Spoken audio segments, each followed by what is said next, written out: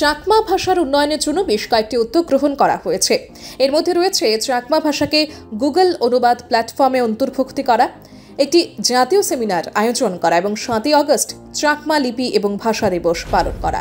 বিদ্যুৎ এবং কৃষিমন্ত্রী রতনলাল নাথ মঙ্গলবার চাকমা ভাষা উন্নয়ন সংক্রান্ত উপদেষ্টা কমিটির এক গুরুত্বপূর্ণ বৈঠক শেষে এই তথ্যই জানিয়েছেন।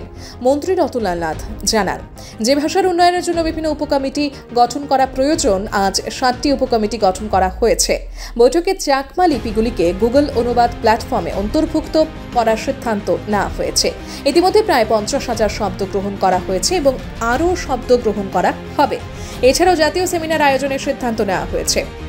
মন্ত্রী আরও জানান, 2011 সালে জনগণনায় ত্রিপুরায় চাকমা সম্প্রদায়ের জনসংখ্যা ছিল 79,000।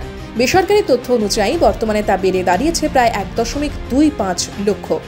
মোট 8টি সম্প্রদায় রয়েছে এবং তাদের ভাষার বিকাশের জন্য যেমন চাকমা, মণিপুরী, ককবরক প্রভৃতি ভাষার ক্ষেত্রে ককবরক ও অন্যান্য সংখ্যালঘু ভাষা দপ্তর গঠন করা হয়েছে বলে তিনি জানান। Bureau report, Subarta.